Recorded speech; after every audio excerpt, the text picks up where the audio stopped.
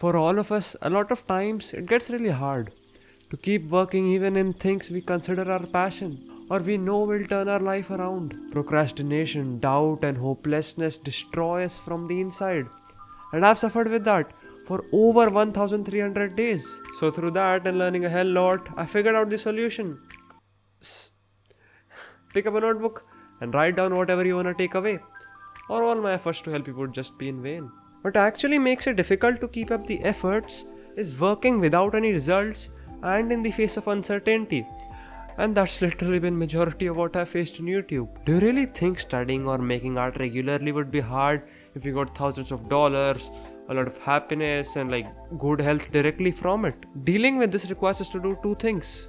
First, detach from the reward. Everything that is good for you needn't be things that you focus upon or care about all the time, especially if doing so can hurt you.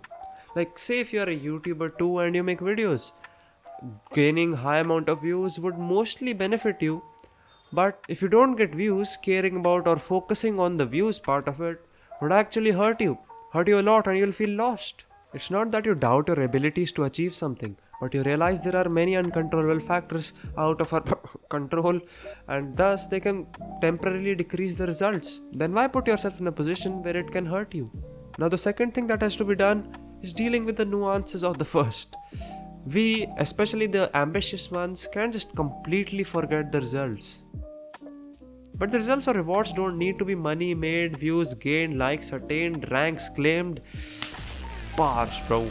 Damn bars right there. Basically, instead of focusing on the numericals, we can focus on the work itself. How good work we have done, or how meaningful things have we created. But even after saying you stand by these two beliefs, your brain will be stuck at that same position, where it will still value the numericals and the numbers and the whatever the... But you don't need to be sad about the fact that you can't change. You can change. It will take time. You just stick to these beliefs and slowly your default brain will catch up. How we spend our days is of course how we spend our lives. This seems like a very simple statement, but it has the power to drastically shift how you deal with each day of your life. We often think of our whole life as this grand, majestic thing. Some people, including me, think of our life as like a beautiful edit or something. Yet when it comes to a single day, we see it as this messy, meaningless thing. And that is why we slip off in things we do or don't want to do on a daily basis. Yep, I'm talking about the excuse of what would messing up one day do. But what if we see today as the day? The day that defines our life. If someone asks us what was your young life like when we are old, we can tell him about today. That's how much we need to value each day. This might seem stupid, but it actually is very amazing. You should also look into romanticizing life, the concept of it. It is very amazing. It has absolutely changed how I look at my life, and I love it a lot more. And I enjoy it and I'm quite happy. Working hard in the moment and dealing with today well is easy until the two monsters called yesterday and tomorrow show up.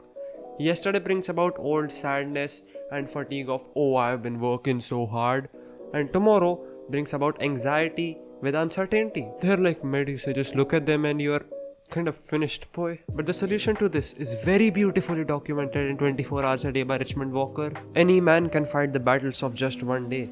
It is only when you and I add the burdens of those two awful eternities, yesterday and tomorrow, that we break down. It's not the experience of today that drives men mad. It's the remorse or bitterness of something that happened yesterday, or the dread of what tomorrow may bring.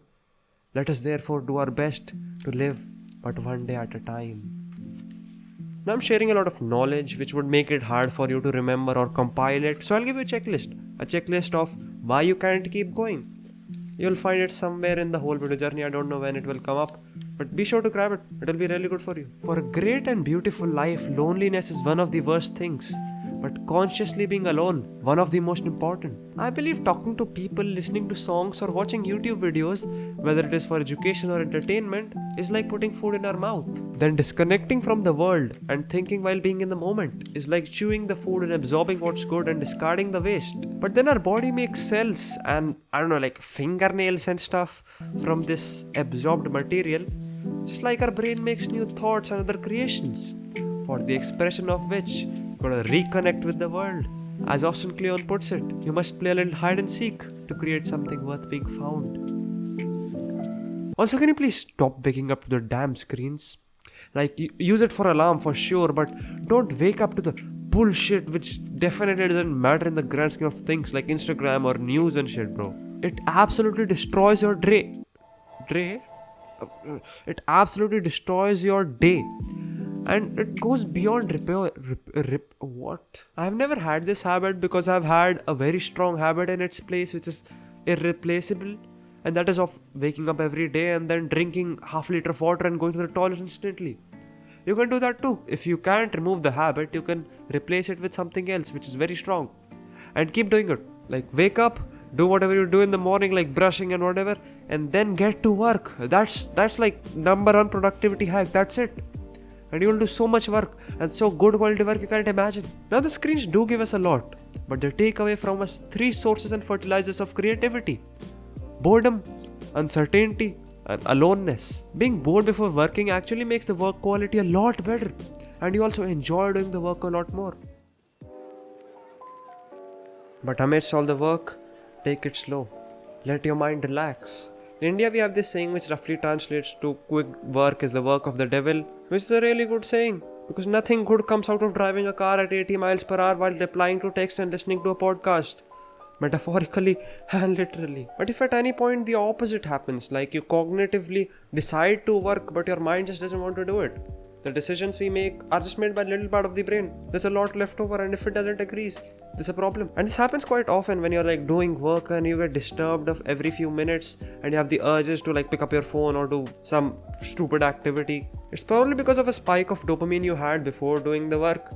But whatever the reason is, take a nap. If you have the willpower, do meditation, that's great too. But if not, it's alright, take a nap. Set a timer of 10 to 25 minutes. Don't go over 30 minutes because then if you fall asleep, you will get into REM sleep and that would in turn make you groggy when you wake up. Don't do that. And also don't stress about sleeping. Just set the timer and lie down. If you sleep, that's great. If you don't, it's great too.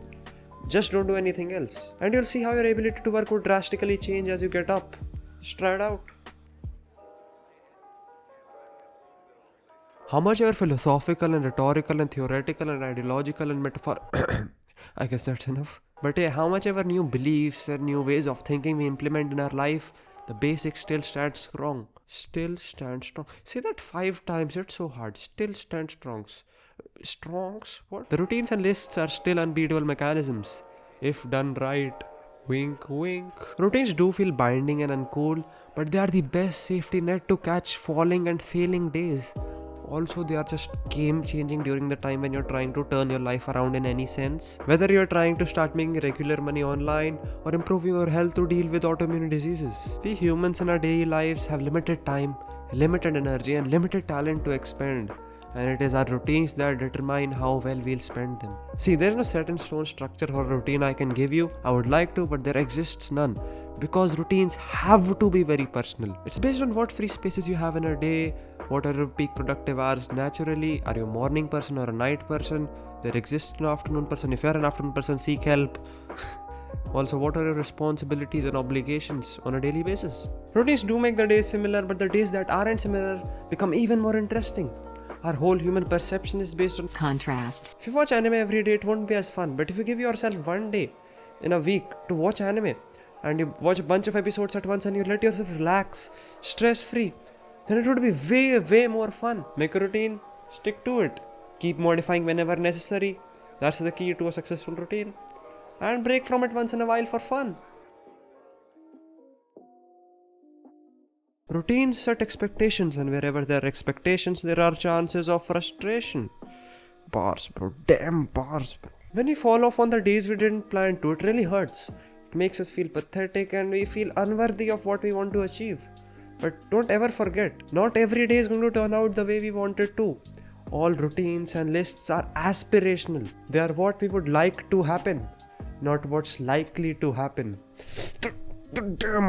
Damn articulation, bro. Let's go. Finish every day and just be done with it. Sure, there were some blunders and absurdities, but forget about them. Analyzing them won't do anything for you unless there's room for change in the routine. Tomorrow is a new day. Begin it with serenity. Romanticize it and begin with so high a spirit that all the nonsense of the past days overshadowed and doesn't even cross your own mind. At the end of each day, all you should think about is what has to be done tomorrow, because just having a vague knowledge of it causes a cognitive bias to arise, which makes us feel there are a lot more things to be done than there actually are. And that is definitely bad for us. Why would you want to have a perception of more work? That would just make it harder. And the best solution to both of these problems of vagueness and uncertainty is making lists. It helps us lose that vague nagging sense that there are an overwhelming number of things to be done, and all of them are on the brink of being forgotten. Lists also clear out mental space, like journaling of thoughts running in the background in your subconscious, and they act like apps in the background of a PC.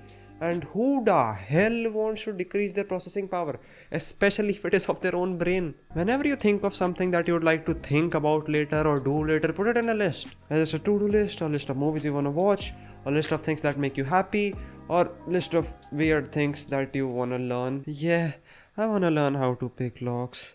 It's not weird, okay? I just want to be the cool guy when I'm with a bunch of people and they forget or lose their keys and everyone's tensed and I go like, hey, anyone got a hairpin by any chance? We have discussed a lot of those, but the most important factor which makes you keep going is doing what you love. Some people might oppose this view, but as soon as your survival with a good standard of living is ensured, you should only do what truly matters to you. Why would you want to do bullshit, bro? Like, if you have ensured your survival and you can live at least okay-ish as by normal standards, you can even live below standards, bro. Haven't you seen artists how happy they are? Money is necessary, but only till a limit. It's just a hurdle. It's not a necessity. It's just a hurdle you got to overcome. You overcome that, stop, do things you love. Why aren't you enjoying life? And the things you love slowly start to change over time. They take new forms or more refined forms. That is why you got to be very accepting of change, and also you should keep experimenting with taking a bit of risks. That's important. And what limits us from doing this are the titles and tags we give to ourselves, which form boundaries of what we do or can do. Thank you to Austin Kleon for the book Keep Going, which helped me discover most of this stuff, either directly in the book or somewhere deep within me. Now as a gift, let me give the checklist, and also there's a Google Drive link in the description. You can download it if you want to print it out. And also, as a gift, I would like to give you another belief, something very important for your entire life. Don't forget this. Passion is for life, but life is not for passion. We must desire to follow our passion for our entire life, but we shouldn't give away every bit of our life to passion. There's a big difference. Passion is important, but it's not the whole picture. It's just an important part of it. To live a fulfilling life, there are also other things to be focused upon. If you ever feel lonely or troubled by any problem, just remember, we've got an ally here, always waiting to team up. Take care. But I finally think I've actually become capable to teach you how to live happily.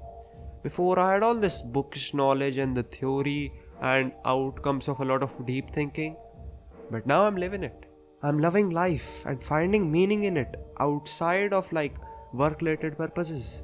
Well, I hope to see you in the next one. Bye.